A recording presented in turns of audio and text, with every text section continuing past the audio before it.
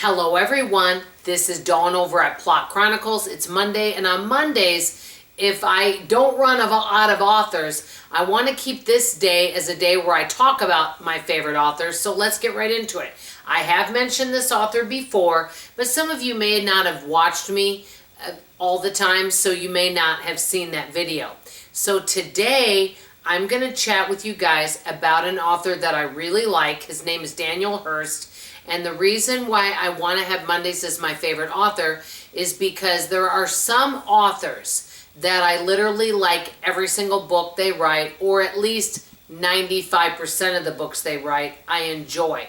And I don't know if you guys have some authors that you love some of their books and you don't like others.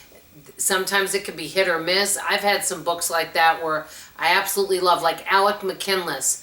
His first book, I know I've mentioned it all the time, The Silent Patient. Loved it. His other two books were just okay. I'm not saying they were bad books, but they were just okay. Well, I assume because I loved the first book so much, I'd love the others. But I really enjoy this author. He kind of follows a formula, and I really enjoy him a lot. And I want to tell you why I like him, to see if he sounds like a good fit for you, because each of us are different. He does write thrillers, but they're not scary. Many people, I think thrillers are very shocking and really scary, but maybe you could talk about it more as a mystery. But I noticed this, when a lot of authors from the UK, they do things a little differently than I notice writers from the United States. It may be just something I'm noticing.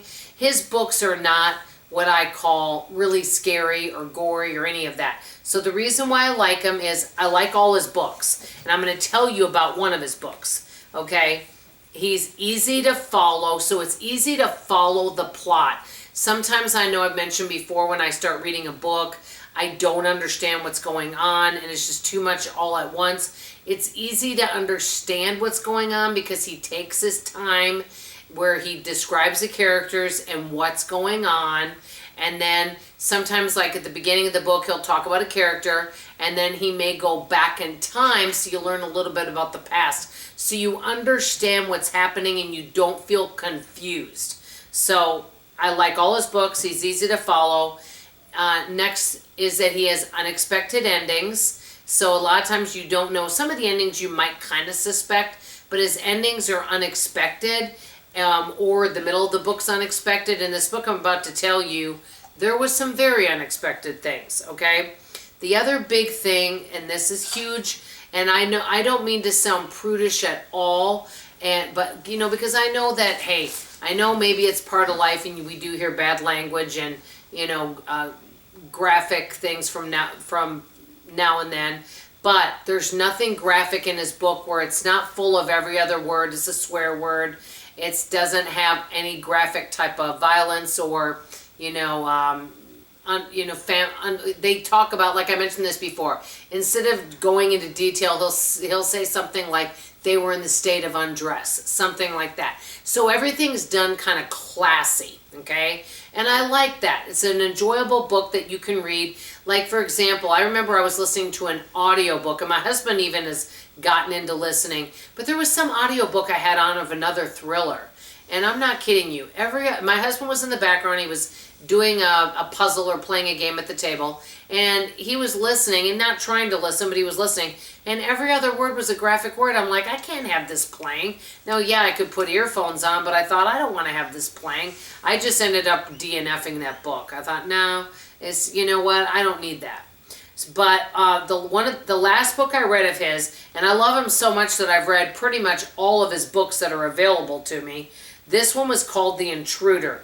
I'm not going to give any spoilers, but it's about this married couple who own a business. They seem to have it all. You know how these books are. Maria and William, okay?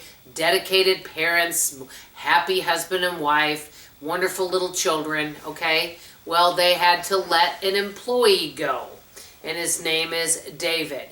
Well, David isn't so happy about being let go, and basically he shows up at their whole house. I am going to let you know this spoiler. The kids are visiting family. No one else is there, and there's nothing graphic or anything about this. But basically the employee shows up, and he doesn't like it that he got fired and wants to talk to them about it. Bottom line, what ends up happening is you go back and forth back in time to find out, wait, why was David fired? And you learn more about everyone, their secrets and all of that. I would highly recommend The Intruder by Daniel Hurst. It is a very good book, but I really would check him out. Have any of you read any of Daniel Hurst books? That's all I have to say for now. Love you, appreciate you, and I hope to see you on tomorrow's video. Bye, everybody.